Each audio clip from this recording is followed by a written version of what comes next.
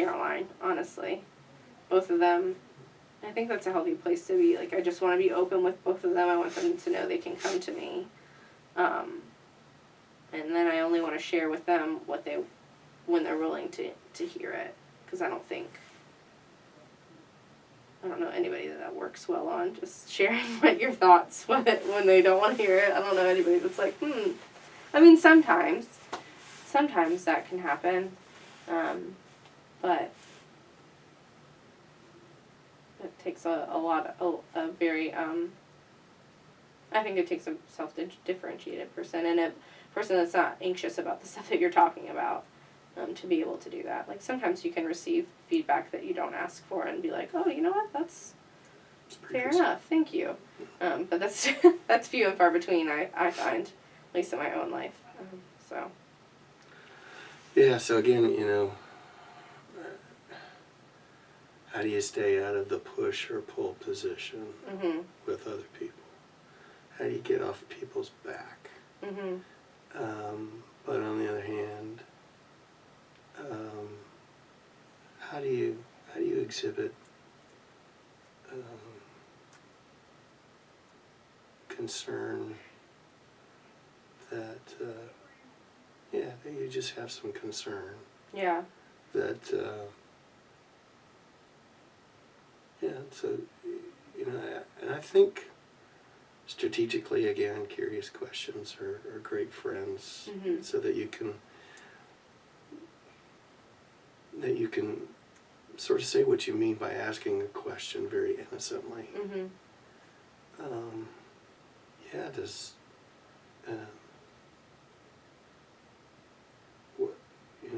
what kind of process does Abdul have to go through to get back? Yeah, that's so funny that you asked that, because I was texting with my friends, my close friends who've known Emily her whole life, basically, Jackie and Chelsea, and so they were like, oh, so it's official, like, they're engaged, and I was like, yeah. And Jackie, we were talking about it, and they were asking me how I was feeling, and I said I was feeling frustrated, and, I don't think they're thinking this through, like, he's about to go to Pakistan, and so Jackie asked the question, well, what does he have to do to come back? And I was like, I have not even asked that question, and I don't know how I didn't ask that question. I was like, next time, that's the first question I'm going to ask her, is like, what does it look like to get back? Is there a getting back? I don't even know. Yeah. I don't even know. I don't know. And that's just that's a non-judgmental place. I just want to know what's going to happen. Like, are you going to move away for the rest of forever? Like, because I know the answer is she will follow him. I just don't know. Will he come here? Will they go to Barcelona? Like, what does that look like? I have no clue. All I know is that I did say this to her, which I wish I had said in a more eloquently and kind way, but had a lot of shame. We were talking, and she told my parents the plan is to get married in both Pakistan and in America. And she told my parents that they were thinking about a Pakistani wedding in December of this year, and then August of 2019 here.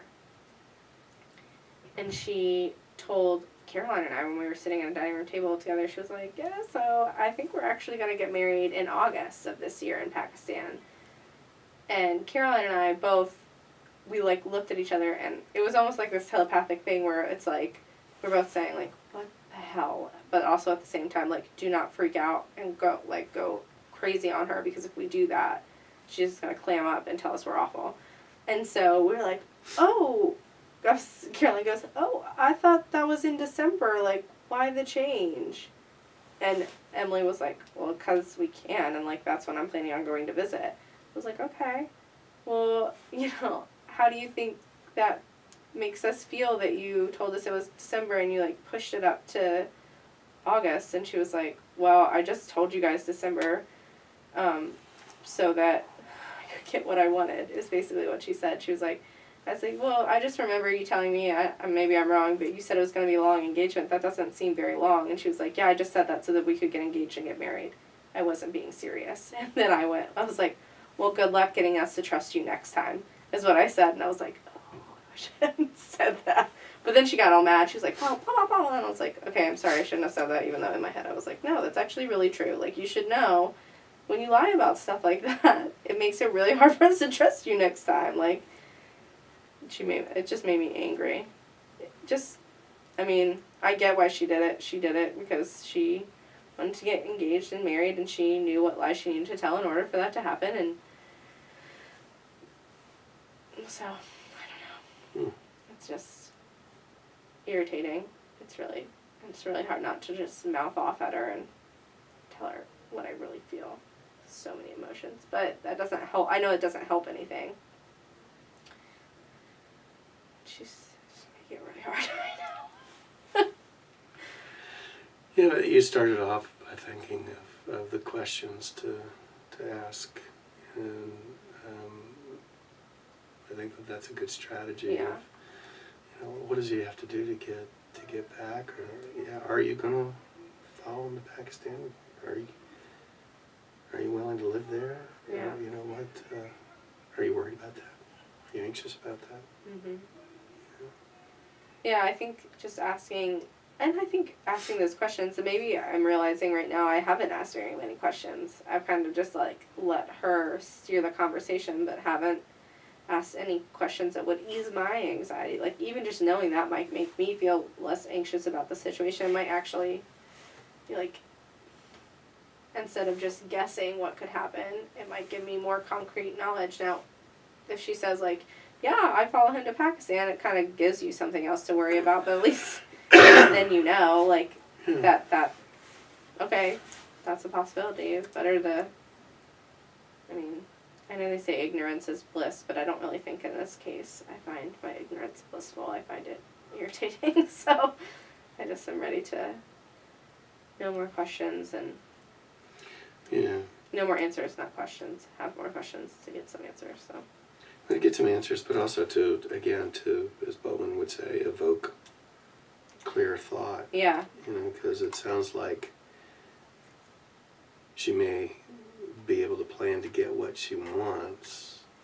Strategically, does she understand, are there other things about her decisions that are concerning her? Yeah. That she worries about, that she, yeah. That'd be interested to find out.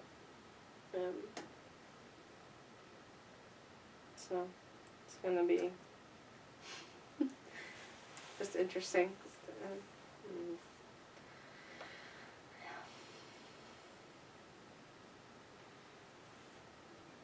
Yeah.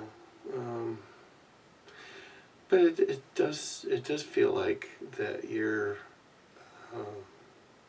are engaging your learning and making use of it. Yeah. It's been helpful to have the space to notice my own tendencies and anxieties and reactivity and stuff like that, and know where my place is in the system. And even this weekend, aside from Emily, I don't know how it got brought up, but there were so many dynamics going on this weekend. It was just interesting. But I know my sisters and I were sitting at the table talking to each other, and it was a kitchen table, so the kitchen's here and it's open to the living room, and my aunt, my grandma, my mom, and maybe Abdul were over there. But my aunt and my mom and my grandma were all talking together, and the three of us girls were talking together.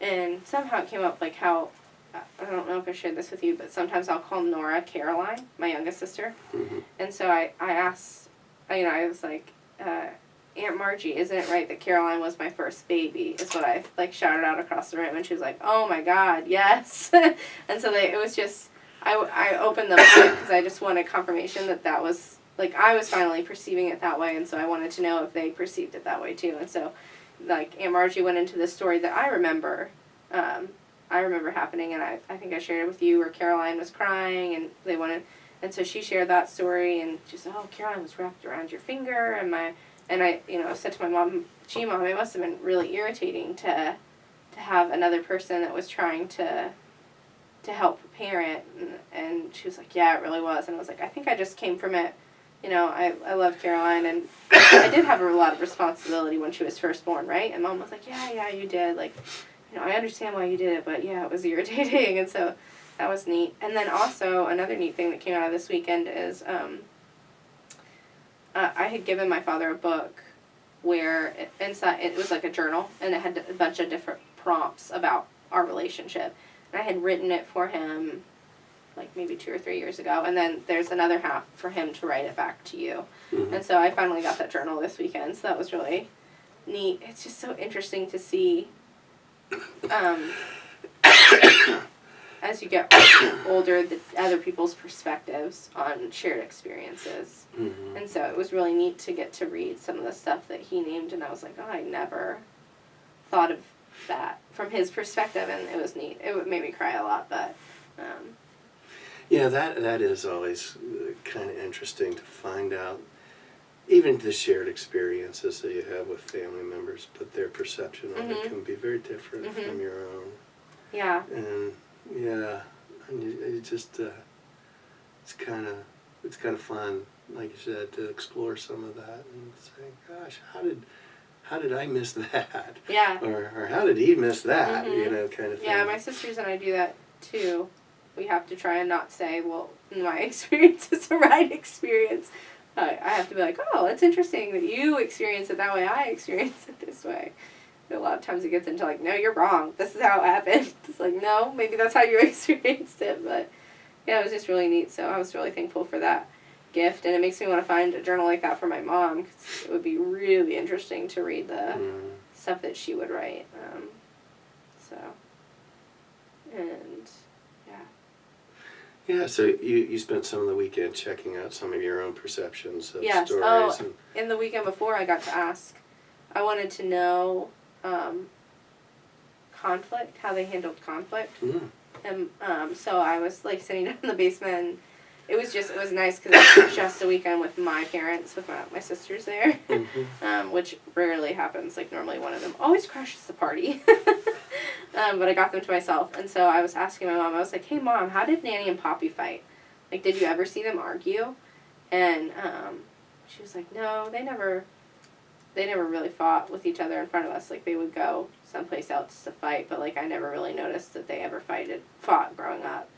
And I was like, you know, and I perceived my grandparents fighting, so I was like, well, do you think that they fought in the way where they like kind of would do it in front of you, but would just like snip at each other maybe? And she was like, yeah, I guess that's the way that, yeah, I can see that. And I was like, how do you think their fighting influenced the way that you and Dad argue? And then, you know, I was like, because Daniel and I, you know, this is the way we kind of argue. And she was like, oh, you know, just kind of talked about it. And I was like, I can't believe I'm having this conversation with my mom. This is crazy. But it was really neat. And I want to ask my dad the same questions, but he was busy playing with Nora, so I didn't get to ask him. But it was neat, and I just asked those like 3 questions, and then I knew if I kept asking, she would like know I was onto something, so I stopped. I was like, okay, cool. And then we went back to watching basketball or something, but it was just neat. It's neat to get to the opportunity to ask those questions, and you know, see the biggest surprise was that my grandmother was here this weekend. Emily and Abdul had gone on like a grand tour. They went from D.C. to Johnson City, Tennessee, to Boone, North Carolina, and then down to Sunset Beach, North Carolina, and then back up to D.C., and they brought her up, which was great. That was a total surprise, and it was neat. It's been interesting to watch her grieve this past like year and a half, basically, and see the different ways that she's kind of, like, we all made a toast for Emily and Abdul, and she talked about how it was such an honor to get to be a grandmother and get to see this, and how most people don't get that chance, and so that was sweet. But it was really good to get to see her. Since the death of my Poppy, there's just been, like, I just know my time with her is, like, you know, more limited than ever before, so it was so good, and Nora loves her, so I love getting to watch them interact and stuff like that, but she's doing, like, really well, I feel like, in the grieving process. She's about to go spend, like, 3 weeks with her sister out in Washington State, which I think will be really good, but I just wonder how much longer she'll be down in Sunset Beach by herself. I'm ready for her to move closer to us, but then we're itinerant, so like, can you just move in with us and I'll just take care of you? I hate that she's so far away, but she's happy, so I think as happy as she expects what is expected of somebody that's widowed, so yeah. So again, I guess the theory is, how can you trust that that's true and that she's taking care of herself and she can manage her own life, right? Yeah.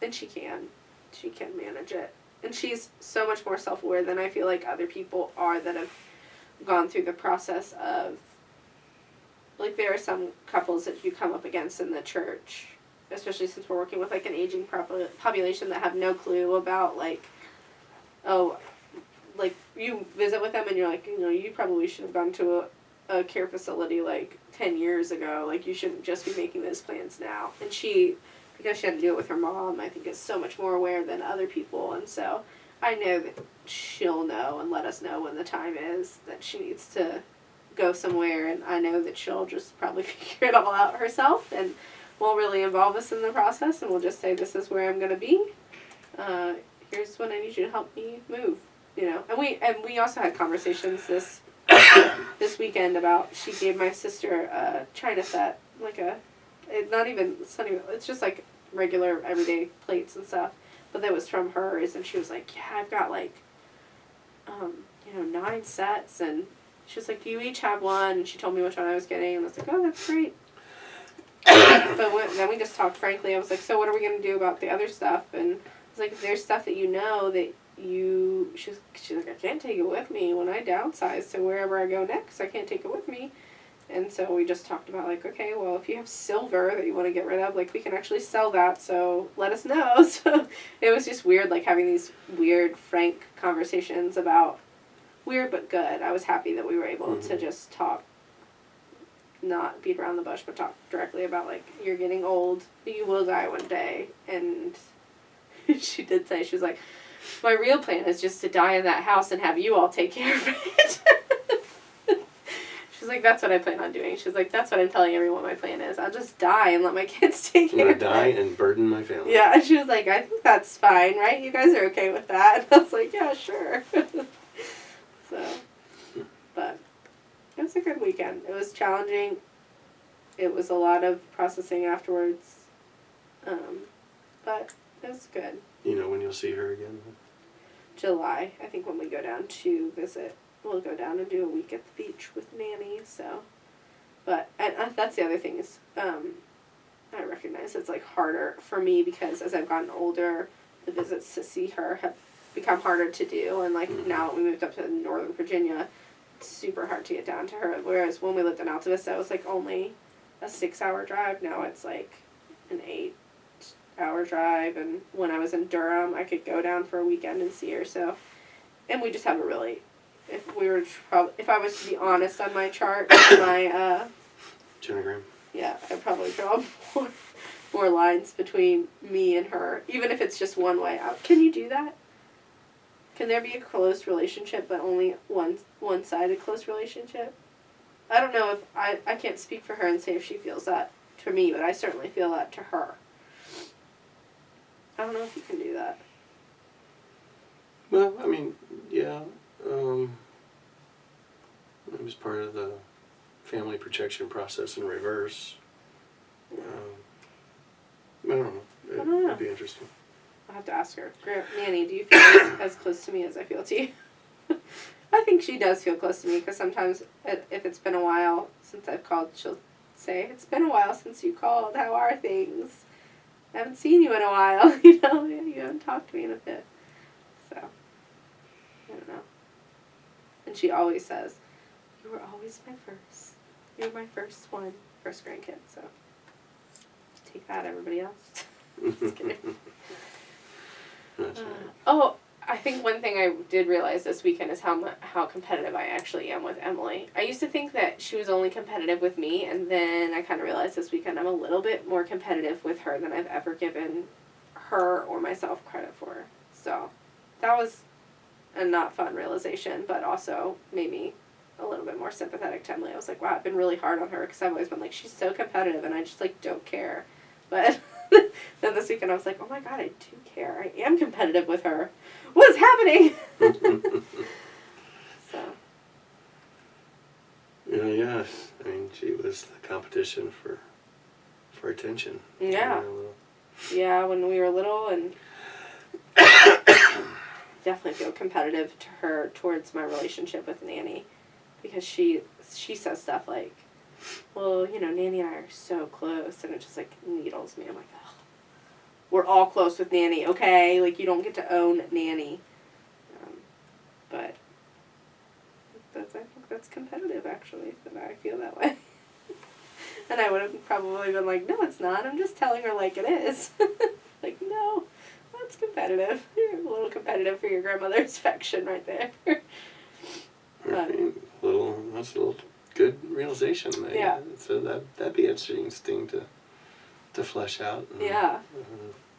I definitely feel if I could name a place where I could feel competitive with Emily, it's my grandmother's affection and my father's. Those are the two places where if she says certain things, it just makes me really angry, and I just want to correct her and be like, no, you're not the favorite. There are no favorites, but if there were a favorite, it would be me.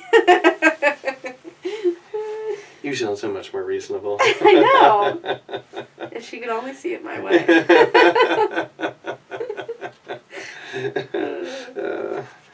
Yeah. Well, I guess Are we Carl's up? coming. Okay. Yeah. Another hour of reflecting. Do you get tired